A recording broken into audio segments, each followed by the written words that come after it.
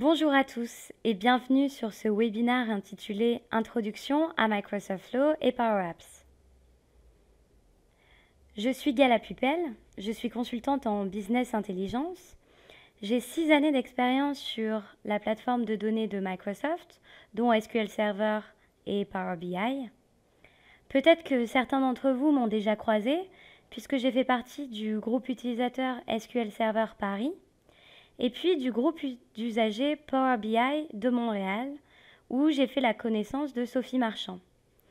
J'ai été speaker lors de l'événement dans ces deux villes, et je suis aujourd'hui basée à San Francisco, en Californie.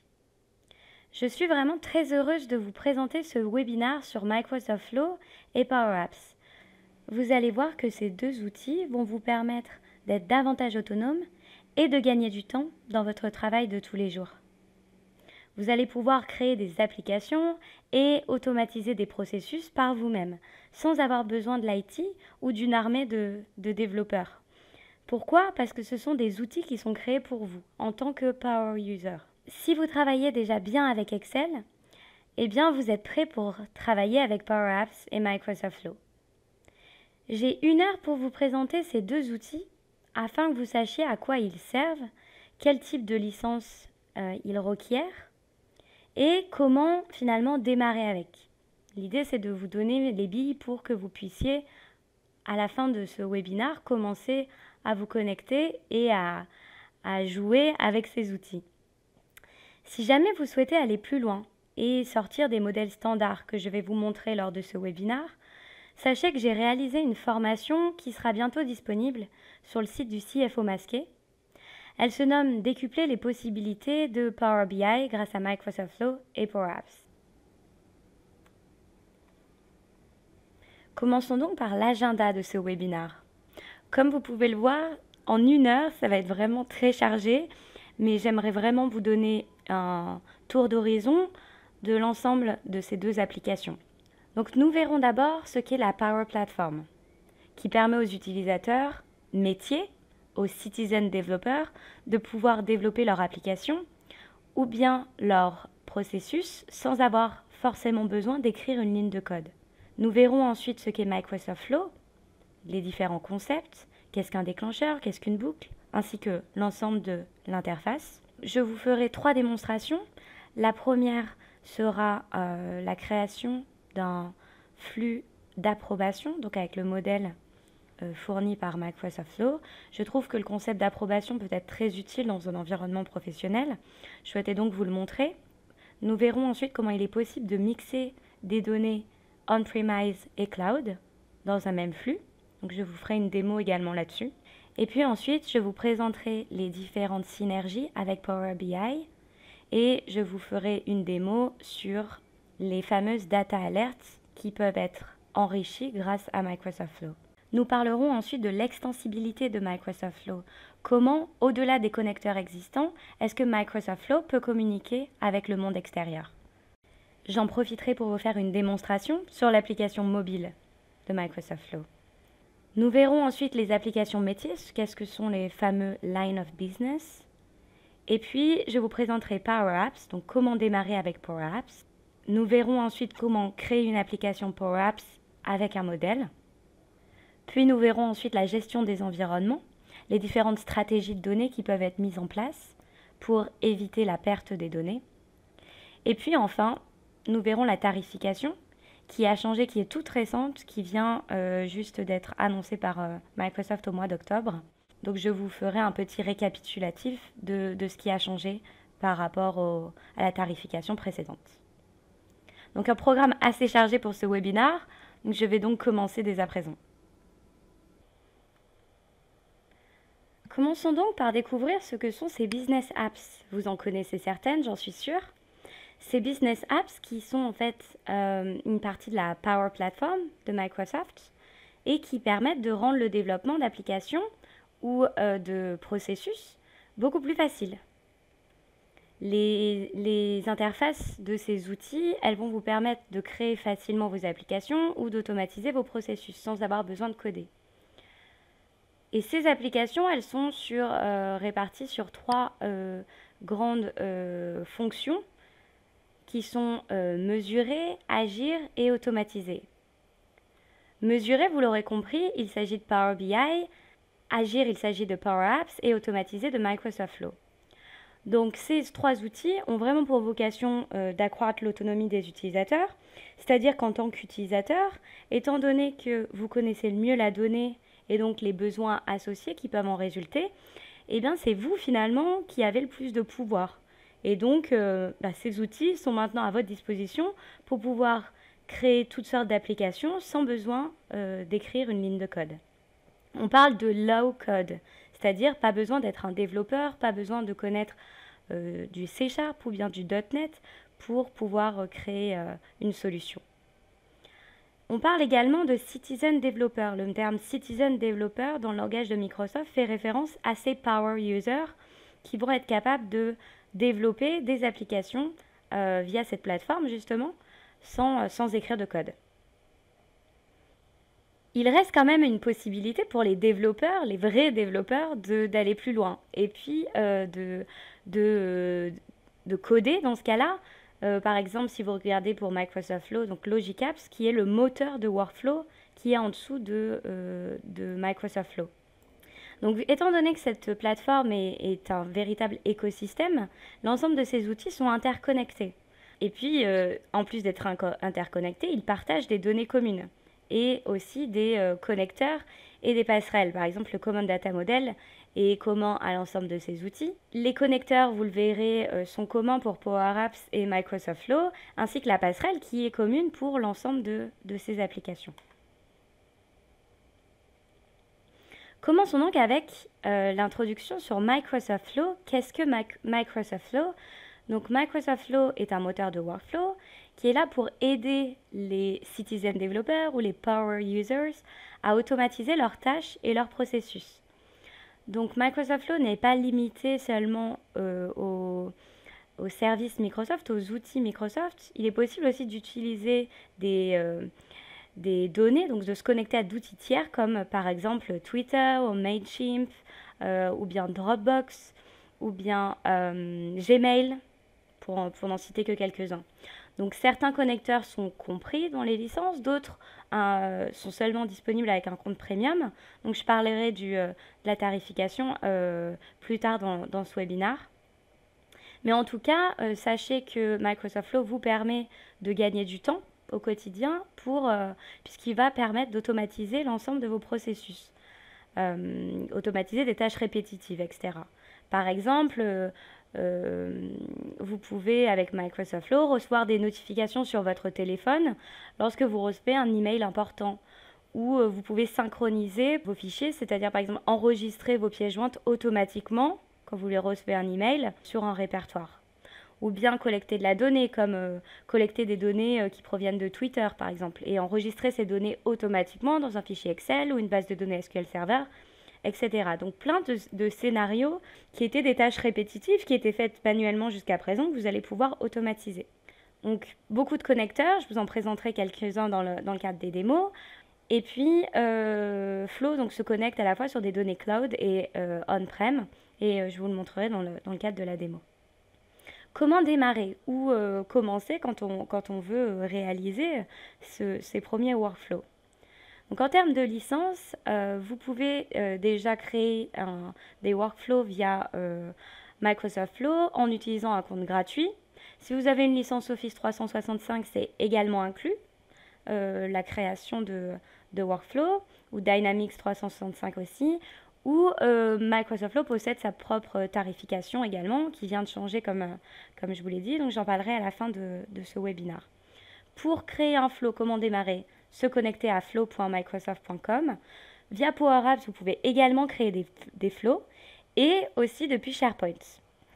Vous pouvez également créer des flows depuis l'application mobile. Je vous ferai une démo tout à l'heure. Donc qu'avons-nous dans un flux? Qu'est-ce que finalement un flux? Comment est-ce que ça marche? Vous pouvez commencer un flux via un template, c'est-à-dire un modèle existant, ou bien de zéro directement. Ensuite, une fois que, disons que je démarre un flux depuis zéro, je vais commencer par choisir un déclencheur. Tous les flux ont forcément un déclencheur. C'est l'élément qui va déclencher le flux, comme son nom l'indique. Et il peut être quelque chose d'automatique ou bien manuel. Par exemple, appuyer sur un bouton ou bien automatiquement s'il va être déclenché par une application tierce. Il est également possible de déclencher un flux de manière récurrente. Par exemple, je souhaiterais que ce flux soit déclenché tous les jours à 13 heures. Une fois que vous avez défini votre déclencheur, vous choisissez des actions, vous ajoutez des actions. Qu'est-ce que vous voulez que votre flux réalise comme action?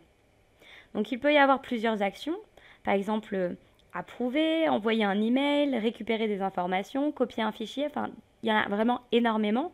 En fonction du connecteur que vous utilisez, vous avez des actions diverses. Et à l'intérieur de ces actions, on retrouve différents concepts que vous pouvez utiliser qui sont les actions de base et à l'intérieur de celles-ci, les conditions.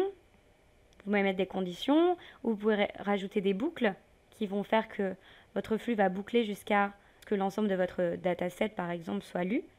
Et ensuite, vous pouvez enregistrer votre flow, ce qui fait que votre flow sera actif et sera déclenché automatiquement en fonction du déclencheur que vous avez paramétré. Donc Microsoft Flow vient avec beaucoup de templates que vous pouvez utiliser, j'en ai parlé juste avant, et modifier en fonction de vos besoins. Donc c'est bien pratique ces templates-là pour réaliser un flux rapidement. L'avantage des templates, c'est que même finalement sans connaître très bien Microsoft Flow, vous êtes capable de réaliser un flux. De la même façon, à chaque fois que vous utilisez Microsoft Flow, vous utilisez des connecteurs. Et ces connecteurs, ils sont des services auxquels Microsoft Flow peut se connecter dans le but de réaliser une tâche. Donc comme je l'ai dit dans l'introduction, certains peuvent être internes comme SharePoint, Power BI, Teams, mais aussi externes à Microsoft comme Twitter, qu'est-ce qu'on a, Salesforce, Slack, Mailchimp, etc. Donc commençons par la première démo qui va être de créer un flux utilisant un modèle. Donc pour cela, je vais me connecter à mon environnement Microsoft Flow. Je vais donc commencer par me connecter à Microsoft Flow. Donc l'URL pour se connecter à Microsoft Flow, c'est flow.microsoft.com. Me voici sur l'interface de Microsoft Flow. Brièvement, sur cette interface et sur cette page d'accueil, vous pouvez voir les modèles recommandés, les services les plus courants, une explication des différentes fonctionnalités que vous pouvez réaliser dans Flow, des différentes tâches, les modèles les plus utilisés pour commencer directement avec un modèle. Voilà donc pour la page d'accueil. Si je clique sur mes flux, je vais avoir accès à l'ensemble des flux que j'ai réalisés ou bien des flux qui sont partagés avec moi ou que j'ai partagés avec d'autres personnes. Et également les flux de processus métier donc qui sont liés à Dynamics 365. Ici, je peux constater dans modèle l'ensemble des modèles, donc des templates qui existent de base dans Microsoft Flow et que je peux réutiliser pour créer un nouveau flux très rapidement. Et ici, je retrouve les connecteurs également qui sont disponibles et que je vais pouvoir utiliser en tant que déclencheur ou en tant qu'action. Donc commençons déjà par créer un nouveau flux. Et nous allons créer dans le cadre de cette démo un flux qui sera une approbation d'achat. Et pour cela, je vais utiliser un template. Donc, je vais cliquer sur modèle et je vais choisir celui-ci. Envoyer une approbation lors de l'ajout d'un nouvel élément, donc dans une liste SharePoint. Lorsque je clique sur le template, Microsoft Flow va charger les différentes autorisations pour utiliser les différents services qui sont nécessaires pour ce flux. Donc les différents services vont être Office 365, SharePoint et Approvals. Je vais cliquer sur Continuer. Et vous allez constater que le flux est déjà là. Donc quand on utilise un template, le flux est donc déjà créé, mais vous avez la possibilité de modifier, d'ajuster, si vous le souhaitez, certains éléments. Donc ce qu'on va faire ici, c'est qu'on va renseigner le nom de notre liste SharePoint, puisque l'objectif est d'approuver lorsqu'une saisie a été réalisée dans SharePoint. Donc je vais sélectionner mon environnement SharePoint et le nom de la liste, qui est ma liste de demandes d'achat. Pour ceux qui ne connaissent pas, SharePoint, c'est une plateforme de Microsoft qui permet de stocker de la documentation, mais qui permet également de créer des listes de données. Donc j'ai une liste qui s'appelle demande d'achat, et ce que je souhaite, c'est qu'à chaque fois qu'une personne renseigne une nouvelle demande d'achat à l'intérieur de cette liste, donc une nouvelle entrée dans la liste, il y ait une approbation qui soit envoyée. Donc ici, j'ai renseigné mon adresse du site, j'ai renseigné le nom de la liste. Ici, donc, tout est déjà pré-rempli. Donc je vois que au niveau du titre, ce qui va être envoyé lors de la demande d'approbation, c'est s'il vous plaît vérifier le nom de la demande d'approbation. Donc ça, il est possible de le changer. Si je veux modifier ce titre pour qu'il soit en français, déjà, pouvez-vous approuver l'achat de et le titre. Ici, je vais définir qui va recevoir la demande d'approbation. Donc, dans l'état, je vais mettre mon adresse email. Mais il est possible d'utiliser les profils d'Office 365 pour récupérer le manager de la personne qui crée l'entrée, par exemple, dans la liste SharePoint. Je peux également modifier les détails. Donc, vous l'avez peut-être constaté lorsque je clique sur un champ à l'intérieur d'une action, j'ai un contenu dynamique qui s'ouvre et une box qui me permet de sélectionner des champs qui ne sont pas ici et qui pour autant sont disponibles à l'intérieur de mon flux.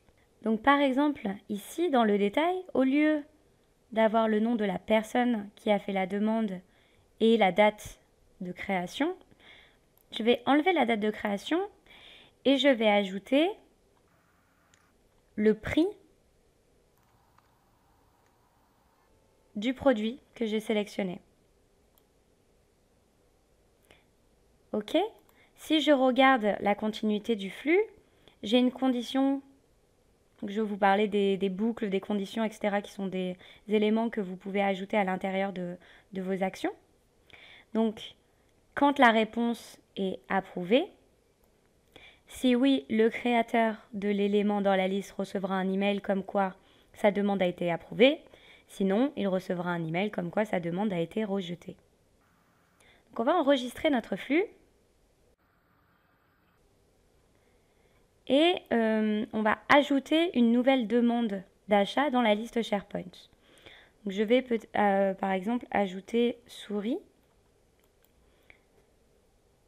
Je vais marquer Logitech et le prix 10. Lorsque je reviens à l'intérieur de mon flow, qu'est-ce que je constate? Je constate qu'un flow a été lancé et qu'il est en cours d'exécution. Si j'ouvre ce flow, je vois qu'il est sur le statut d'approbation. Donc il attend qu'il y ait une action qui soit réalisée par l'approbateur avant de pouvoir continuer et de réaliser les tâches suivantes. Donc lorsque vous recevez une approbation en tant qu'approbateur, vous la recevez à plusieurs endroits. Vous la recevez dans Microsoft Flow. On voit que le titre est bien le titre que j'ai modifié dans mon flux. Et je la reçois également par email. Donc les deux sont possibles et je la reçois également par mobile en notification push si vous avez l'application Microsoft Flow. Donc ce que je vais faire, c'est que je vais approuver la demande.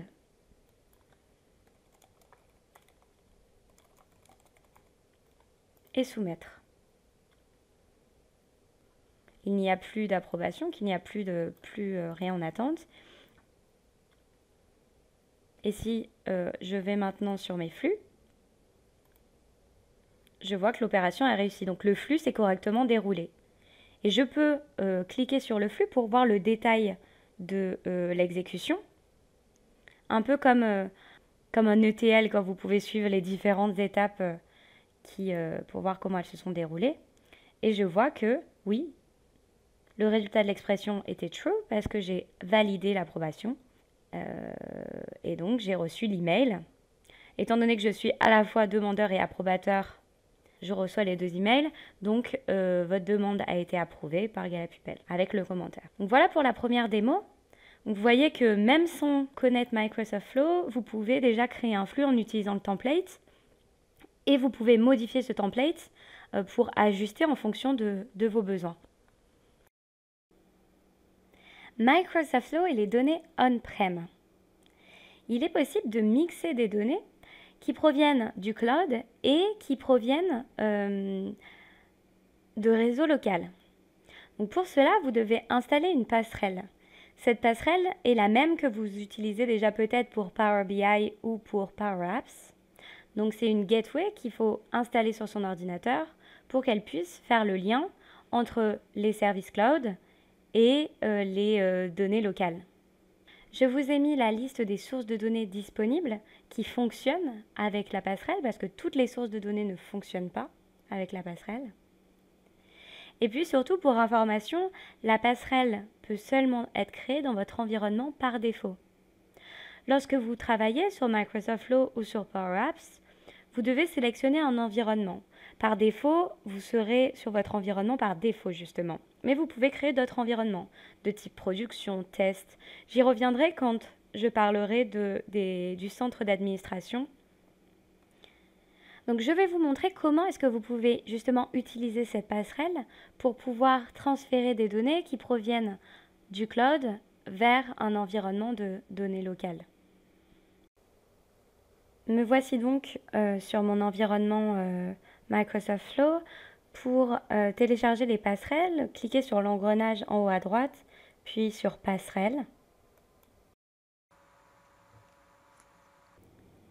Cliquez sur télécharger, installez votre passerelle sur votre ordinateur. Une fois que la passerelle est installée, on va la configurer. Oups, gateway, ok.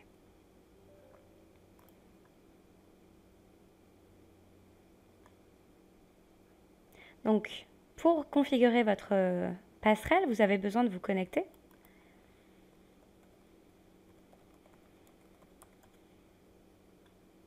À votre compte Microsoft.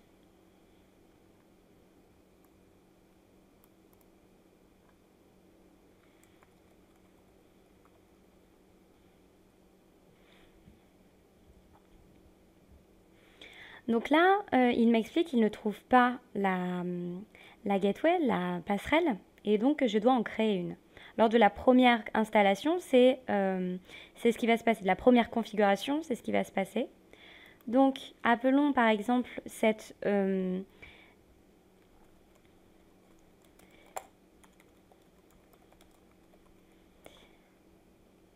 ensuite, renseigner la recovery key.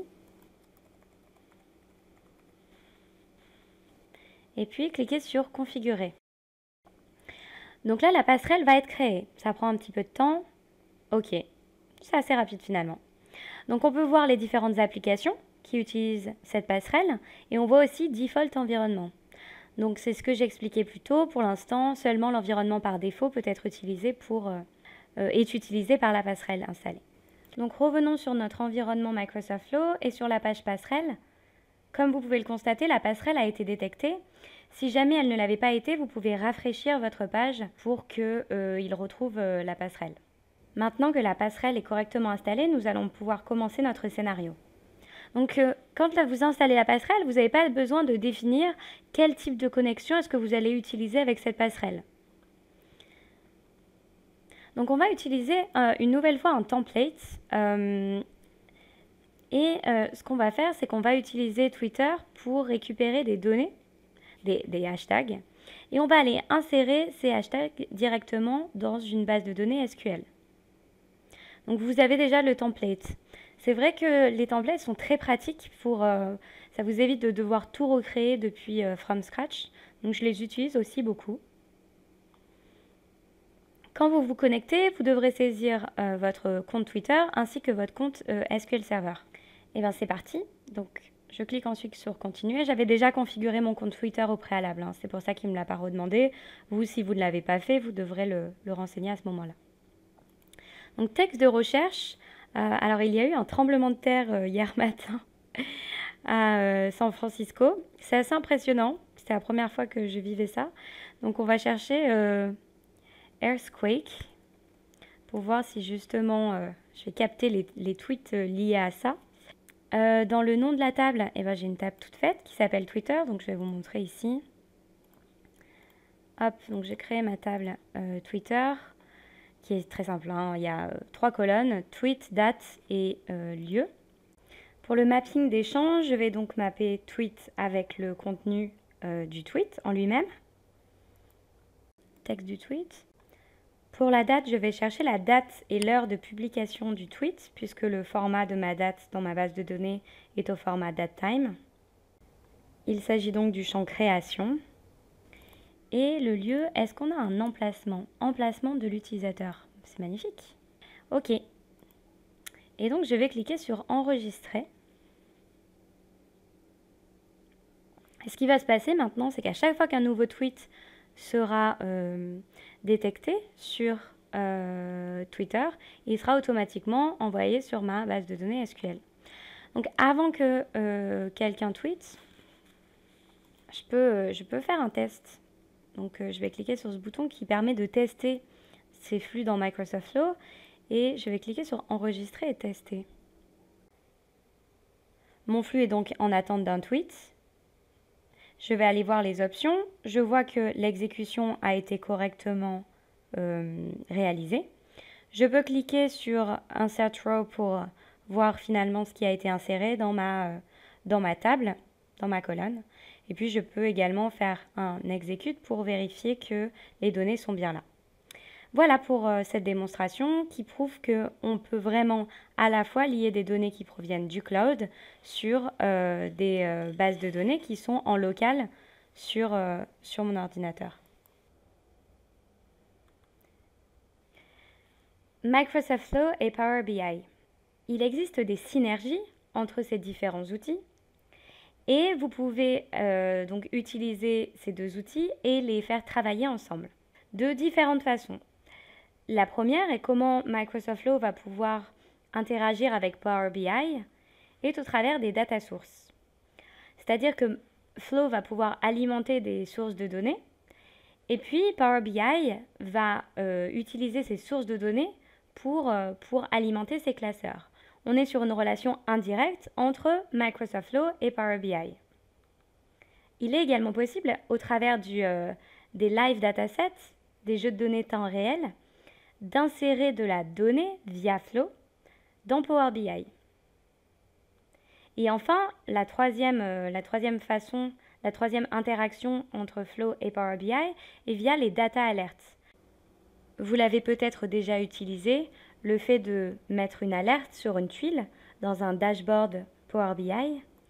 Eh bien, Microsoft Flow va vous permettre d'enrichir cette fonctionnalité-là native de Power BI. Et c'est ce que nous allons voir dans la démo. Donc on attend avec impatience d'autres interactions qui pourraient être intéressantes, comme par exemple le fait que Microsoft Flow puisse rafraîchir des datasets Power BI, ou même que Power BI puisse servir de source de données, de déclencheur pour des flows. Je vais donc vous présenter dans la démo qui va suivre les data alerts qui sont une des 3 façons de communiquer entre Microsoft Flow et Power BI. Me voici donc dans mon environnement Power BI, dans le Power BI Service. Et comme vous pouvez le constater, j'ai ici un tableau de bord qui est pour information le tableau de bord que nous réaliserons dans le cadre de la formation. Et ici, comme vous le voyez, il y a une tuile, ce qu'on appelle une tuile, c'est-à-dire que c'est une vignette avec un certain montant. Et sur cette tuile, vous pouvez donc gérer les alertes. Donc c'est ce que je vais faire ici. Et je vais créer une alerte. Donc jusqu'à présent, on est dans une fonctionnalité native de Power BI qui est de créer une alerte. Donc je vais l'appeler alerte pour le nombre de commandes test. Et je vais mettre mon seuil sur la valeur 55. C'est-à-dire que lorsque la tuile atteindra cette valeur, je recevrai une alerte. Donc l'alerte que vous recevez, elle est multiple, elle est au sein de votre Power BI Service. Vous la recevez également par email. Et si jamais vous avez l'application mobile, vous serez notifié via une notification push. Par contre, dans l'interface de Power BI, vous n'avez pas la possibilité de renseigner une autre adresse email qui pourraient être notifiés de cette alerte. Et c'est là que Microsoft Flow intervient. Donc je vais déjà enregistrer cette alerte-là. Et c'est là que Microsoft Flow intervient. Et vous pouvez voir ici la phrase « Utiliser Microsoft Flow pour déclencher des actions supplémentaires ». Et bien justement, dans ce cas-là, je ne veux pas que l'alerte soit envoyée à mon adresse email, je veux qu'elle soit envoyée à une autre adresse email. Je vais donc utiliser Microsoft Flow pour pouvoir réaliser cette action. Donc ici, vous devez renseigner l'ID de votre alerte. Et ensuite, vous pouvez ajouter n'importe quelle action, n'importe quelle étape. Dans mon cas, je vais utiliser l'envoi email. Mais si jamais votre action avait été d'insérer le montant, par exemple, atteint de l'alerte dans un fichier Excel, c'est totalement possible. Donc, je vais envoyer mon alerte à l'adresse email de training@galapupel.com. Dans l'objet de mon message, je vais simplement dire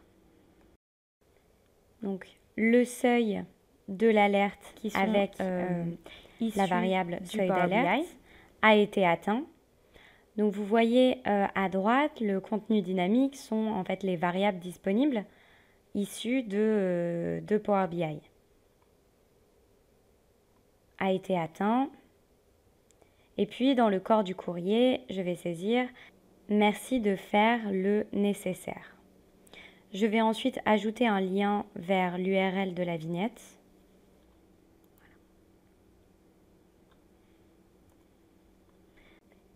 Et puis nous allons cliquer sur « Enregistrer ». Donc je me connecte à mon Power BI Service, je saisis une nouvelle commande, quantité 1, commandée. Donc la commande a été réalisée. Je vois que mon nombre de commandes est passé de 54 à 55. Pour information, ce dashboard est exactement celui qui sera réalisé dans le cadre de la formation. Donc j'ai bien les 55. Lorsque je consulte ma boîte d'email, je vois que j'ai un nouvel email. Et lorsque je clique dessus, je constate qu'il s'agit de l'alerte pour le seuil qui a été atteint, donc avec la nouvelle valeur, etc. Donc un exemple concret d'enrichissement de fonctionnalités natives de Power BI que vous pouvez réaliser avec Microsoft Flow. Voilà donc pour cette démo de Flow et Power BI. Donc au niveau de l'extensibilité, il est possible que les applications externes appellent Flow. Donc cela va se traduire par une réception de demandes HTTP via une API. Ou que Flow communique avec l'extérieur. Donc soit en créant un connecteur personnalisé, soit avec une action HTTP qui va aller requêter d'une certaine façon l'extérieur, l'application externe. Donc là, vous voyez par exemple un appel de Flow donc sur un déclencheur REST API, donc Flow qui communique avec le monde extérieur. Et également, ici, un exemple de Custom API, donc pour créer son propre service. Il faut configurer cette API, donc ça nécessite un petit peu de code pour arriver à la configurer correctement. Concernant Flow, Power Apps et Power BI, ils peuvent aussi travailler tous les trois ensemble. Donc il y a des scénarios possibles avec ces trois outils. Et notamment dans le cadre de la formation, nous créerons un scénario de A à Z qui utilisera ces trois outils à la fois. Au niveau de la mobile app, brièvement, je voulais vous montrer la mobile app car elle permet d'enrichir l'expérience de Microsoft Flow. Alors, elle permet à la fois de monitorer les flux, c'est-à-dire de voir les exécutions passées, d'aller dans le détail des flux, de pouvoir relancer des flux qui seraient tombés en erreur. Elle vous permet aussi de créer de nouveaux flux. Donc, suivant le device sur lequel vous allez créer les nouveaux flux, ce n'est pas toujours très pratique. Mais en tout cas, sachez que c'est possible. Donc, bien sûr, les notifications push. Donc, à chaque fois que une alerte, par exemple, est lancée dans Microsoft Flow, vous serez notifié. Et puis, la Mobile App permet aussi de nouvelles fonctionnalités qui sont liées au mobile, propres au mobile, comme le GPS. Notamment, il y a un nouveau connecteur qui est un peu en version d'essai, qui est le fait d'être géolocalisé lorsque vous entrez dans une zone particulière. Donc, ça va être l'élément déclencheur du flux. Donc, je vais vous montrer comment justement est-ce que ça fonctionne. Alors, laissez-moi me connecter. Donc, je vais projeter mon écran de téléphone sur l'ordinateur pour que vous puissiez voir ce que donne l'application. Ok, donc quand je me connecte sur l'application Microsoft Flow, j'arrive sur la première page activité et vous pouvez consulter tous les flux qui ont été exécutés. Si jamais vous voulez rentrer à l'intérieur d'un flux, par exemple si on regarde voilà, celui qui a été joué tout à l'heure. Donc on peut constater si le flux s'est déroulé correctement. On peut relancer un flux si on le souhaite. C'est totalement possible. Dans Browse, on peut, à partir du mobile, créer un nouveau flux également. Donc comme je disais en termes de... En fonction de la taille de votre écran, c'est plus ou moins facile. Il y a également les boutons que vous pouvez lancer. Donc, puisque via le mobile, vous avez la possibilité d'actionner manuellement un flux. Ici, donc, vous retrouvez l'ensemble des flows. Donc, les flows inactifs et puis les flows actifs. Vous reconnaissez en fonction de la couleur ou non du logo. Donc, essayons de créer un flux directement. Donc, je vais créer un flux qui va me permettre d'avoir la météo en temps réel par rapport à la location où je me situe. Donc ici, par exemple, on va utiliser les fonctionnalités GPS. Donc, je vais utiliser ce template.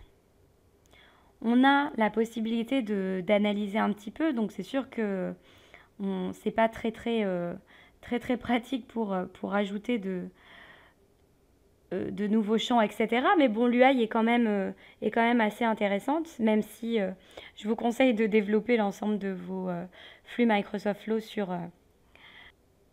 sur le service, sur votre ordinateur. Donc, si on regarde ce flow, donc voilà le déclencheur qui, en fait, je vais le lancer manuellement, qui va regarder en fonction de la région où je me trouve. Donc, si je suis aux États-Unis, va me donner la météo en Fahrenheit et sinon, on va me donner la météo en système métrique, en degrés. Ok, donc je vais créer ce flux.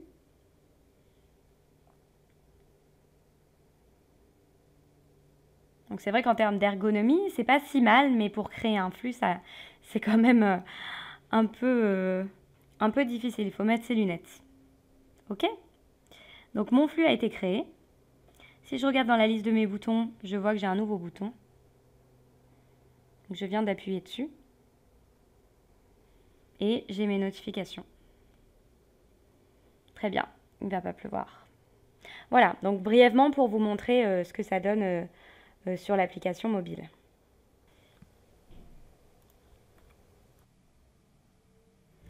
Donc si vous n'êtes pas bien familier avec l'intérêt de Power Apps, donc l'objectif de l'application, c'est de vous donner l'opportunité, enfin du service, puisque c'est un service, c'est de vous donner l'opportunité de développer vous-même vos propres applications métiers. Donc les fameux line of business. Et quand je dis vous, c'est oui vous, en tant que citizen développeur, j'en parlais auparavant. Donc même si vous n'êtes pas développeur .NET, vous pouvez développer des applications métiers aujourd'hui grâce à Power Apps. Donc si vous travaillez déjà bien avec Excel, eh ben, vous êtes prêt pour travailler avec Power Apps. Et puis avec Microsoft Flow aussi, comme vous l'avez vu, l'interface est quand même assez intuitive. L'interface de Power Apps, vous allez voir, ressemble à Excel et PowerPoint.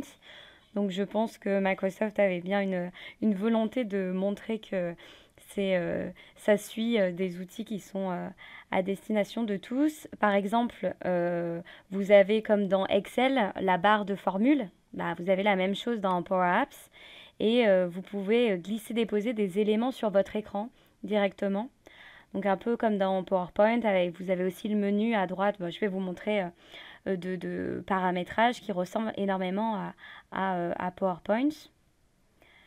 Donc en entreprise, je sais qu'il y a toujours ce questionnement de eh bien, j'ai une application métier. Donc, pour information, qu'est-ce qu'une application métier? Donc, c'est une application qui est créée pour répondre à des besoins métiers. Imaginons que demain, vous avez besoin de créer une application pour résoudre des problèmes, par exemple, gérer des commandes clients, consolider des données, etc. Tout ça, ce sont des applications métiers. Et ces applications métiers, elles sont souvent difficiles à faire évoluer en fonction du besoin des métiers qui progressent avec le temps. Et puis, non adaptées au mobile. Pour la plupart du temps, elles ne sont pas facilement utilisables en mobilité. Elles sont plus utilisables sur un outil desktop. Et donc, ce qui se passe souvent en entreprise, c'est la question de, est-ce que je dois faire appel à une équipe de développement pour développer mon application? Donc, partir sur des projets de plusieurs mois. Ou bien, est-ce que je ne ferais pas mieux d'acheter une solution clé en main qui va répondre aux besoins? Oui, mais est-ce qu'elle va répondre à 100%? Pas toujours. Il y aura forcément besoin de faire un petit peu de customisation, soit parce que des besoins vont arriver, soit parce que la solution clé en main n'y répond pas. Donc ça prend beaucoup de temps, et puis qui va la maintenir, etc. Donc Power Apps répond un peu à ce besoin de développer rapidement et répondre à des besoins du métier justement qui a ces besoins-là et qui jusqu'à présent était un peu en difficulté par rapport à ces problématiques. Donc vous allez voir que Power Apps est très facile à utiliser. Je vais vous montrer dans la démo. Donc Power Apps, pour récapituler un petit peu, c'est un service pour créer des applications métiers utilisables sur différentes plateformes. Alors pourquoi est-ce que c'est un service et non pas une application desktop? Eh bien parce que comme ça, il offre beaucoup plus de fonctionnalités et qui permettent de faciliter et de délivrer les applications plus rapidement. Donc il vous permet à la fois de vous connecter à des sources de données multiples. On l'a vu précédemment avec Microsoft Soul, l'ensemble des connecteurs.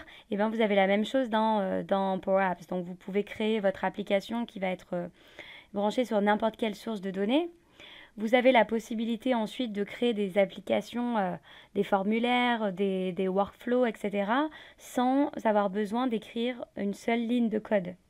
Donc ça, c'est quand même incroyable quand on sait ce que ça coûte de créer une application en temps normal, de se dire que finalement là, avec du glisser-déposer et quelques formules, dans la barre de formules, on va pouvoir créer une application qui est totalement utilisable et qui peut être mise en production immédiatement. Donc justement, j'y viens sur la publication. Étant donné que pour utiliser les applications qui sont créées dans Power Apps en tant qu'utilisateur, il faut télécharger l'application Power Apps et l'installer sur sa tablette ou son mobile, ou bien l'utiliser via un browser web. Eh bien, vous vous déchargez complètement en tant que citizen développeur d'avoir à gérer le versionning de l'application, le fait de supporter un ou plusieurs OS, et puis également le fait de supporter plusieurs types de devices, que ce soit une tablette, que ce soit du web, etc. Au niveau des contraintes de sécurité, encore une fois, étant donné que c'est un service, tout est géré via l'authentification Microsoft. Donc pas besoin de se soucier de ça non plus, ce qui peut être des fois une problématique compliquée. Juste pour information, attention, aujourd'hui, il est seulement possible de partager les applications au sein de l'organisation. C'est quelque chose, c'était un peu la même chose pour Power BI il y a quelques temps. Maintenant, on peut les partager en dehors de l'organisation. Donc, ça va sûrement changer aussi à ce moment-là. Mais sachez que pour l'instant, c'est le partage d'applications seulement à l'intérieur de l'organisation. Donc, pourquoi faire Power Apps? Pour quel type d'application? Finalement, tout ce que vous faites aujourd'hui dans Excel ou même sur papier, vous pourriez le faire dans Power Apps. Je prends un exemple, les entretiens annuels. Le fait de remplir un formulaire, etc., mettre des commentaires, peut-être ajouter des dates, etc. Tout ça pourrait être fait dans une application Power Apps pour avoir facilement accès aux, aux données de l'entretien annuel précédent, puis tout enregistré dans une application. Donc l'avantage aussi, c'est que Power Apps va pouvoir utiliser les fonctionnalités mobiles comme l'appareil photo, le GPS, le micro, etc. Donc on va pouvoir les intégrer pour enrichir les fonctionnalités de notre application.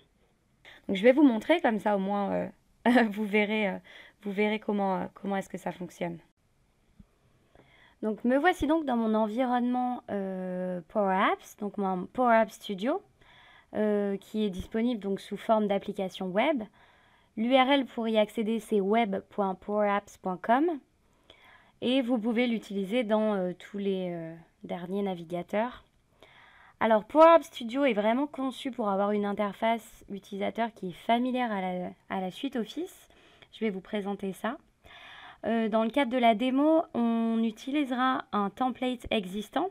On ne créera pas une application à partir de zéro parce qu'on n'aura pas le temps, tout simplement. Si ça vous intéresse d'aller plus loin, n'hésitez pas à aller consulter la formation sur Microsoft Flow et Power Apps que je mettrai à disposition sur le site du CFO masqué. Dans le cadre de cette démo, nous allons réaliser une application en utilisant un modèle déjà existant, donc un modèle de helpdesk. Donc c'est un modèle qui est déjà créé, qui est déjà au format téléphone. Quand vous créez une application, vous choisissez si l'application sera au format téléphone ou si plutôt au format tablette. Ici, on voit très bien que c'est un format téléphone. Et on va l'appeler Training et on va cliquer sur Créer. Donc ça prend quelques secondes à charger puisque ça lance complètement le studio justement. Je vais en profiter pour vous présenter l'interface du studio, le designer du studio. Donc en effet, ça prend un petit peu de temps parce qu'il faut que l'application charge.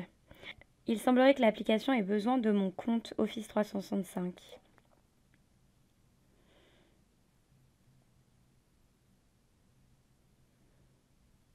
Ok, donc nous voici dans le studio de Power Apps.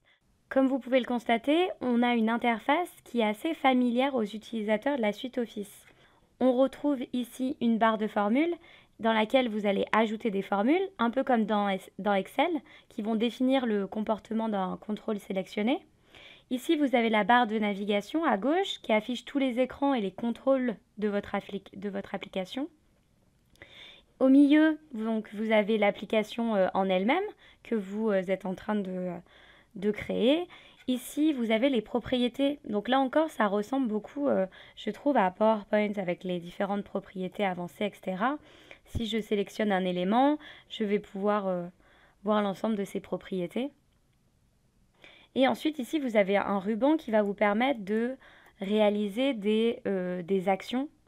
Le ruban qui va vous permettre de customiser certains éléments, d'ajouter des nouveaux boutons, des nouveaux écrans, et puis aussi ajouter des actions, Flow, donc vous voyez qu'il est complètement intégré à Power Apps.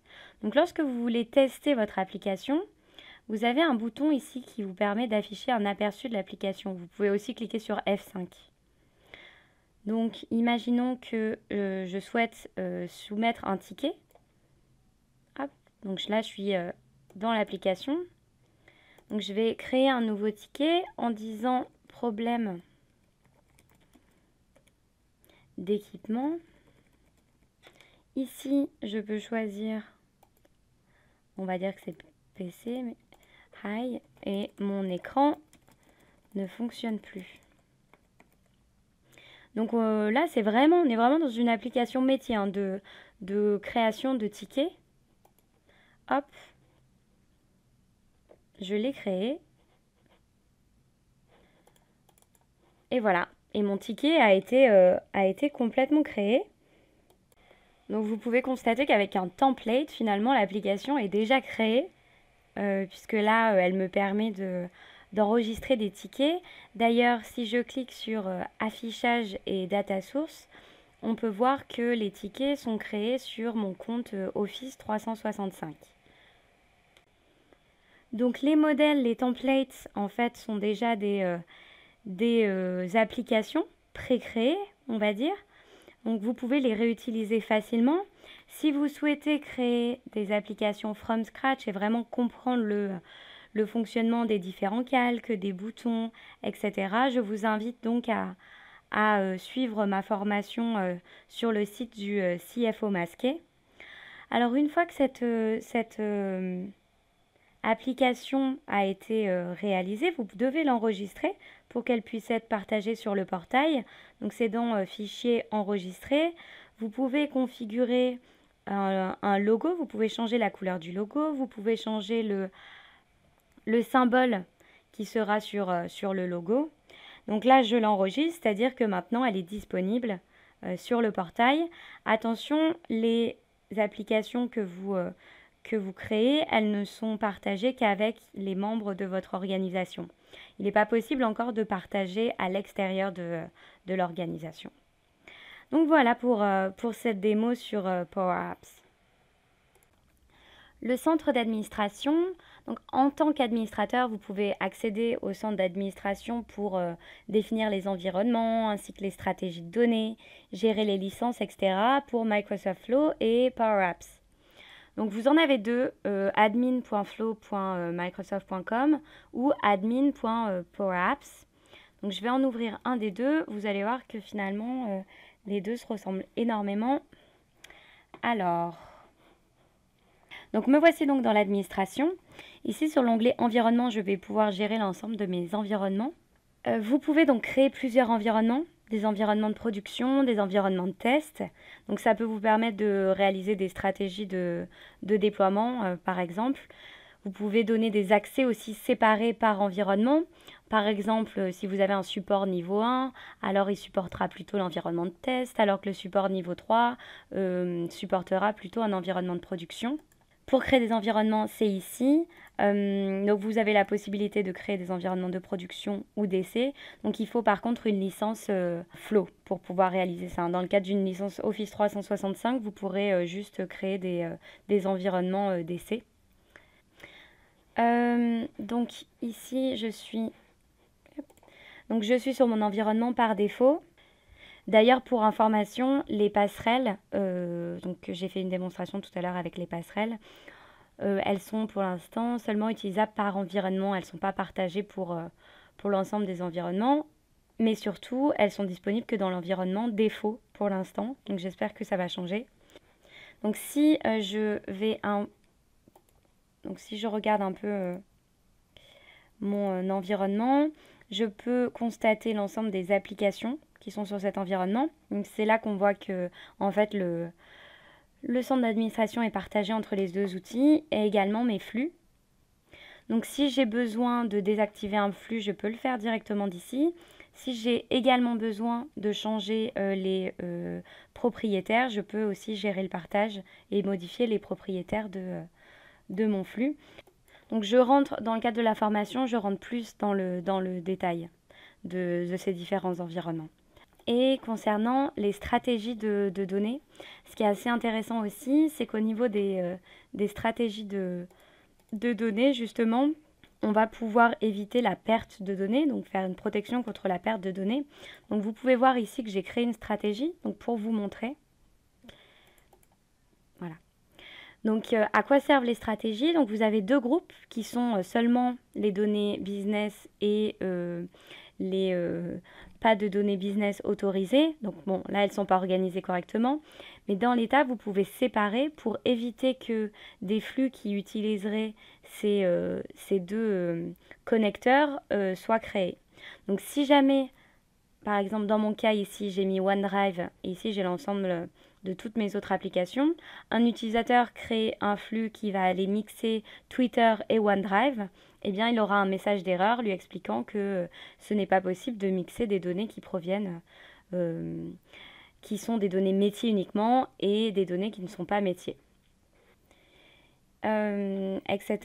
Et au niveau des... donc ici, vous avez vos quotas. Vous pouvez voir aussi...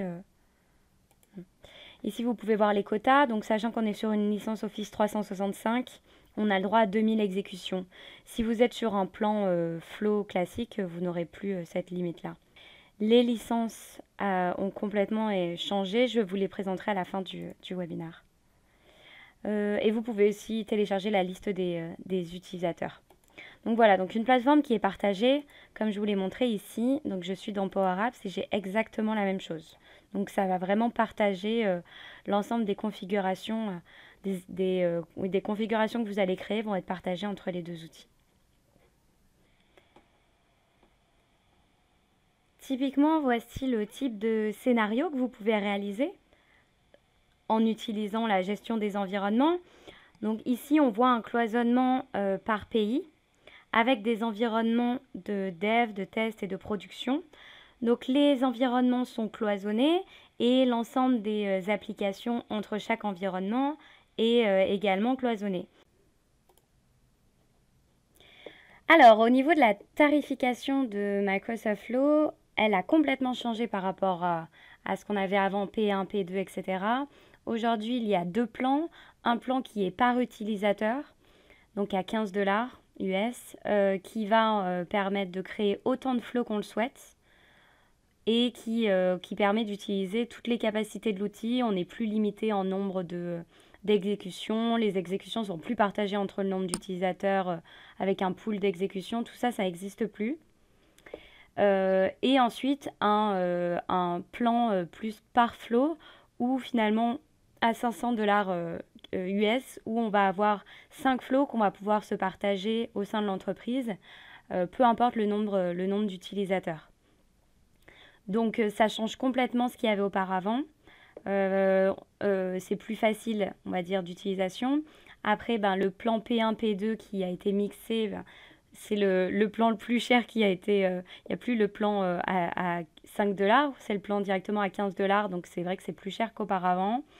C'est plus de fonctionnalités aussi avec l'intelligence artificielle.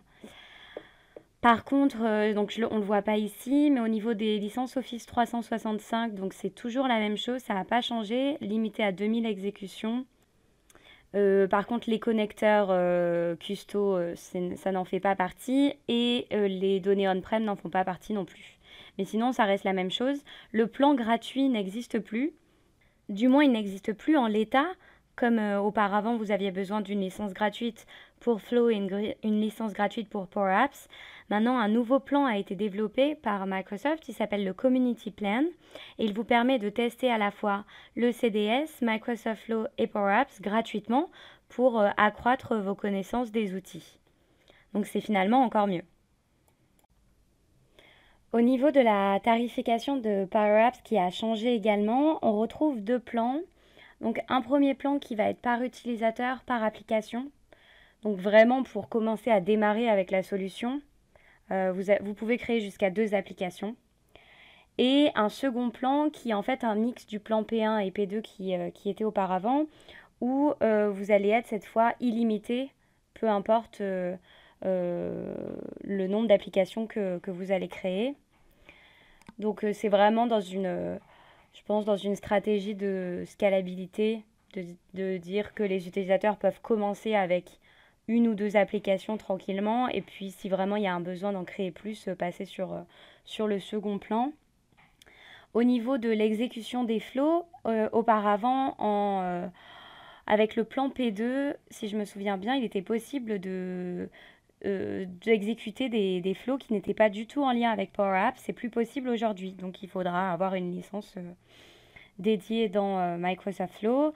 Vous pouvez toujours exécuter des workflows, mais seulement les flows qui sont à l'intérieur de Power Apps, donc qui sont déclenchés par des boutons dans Power Apps.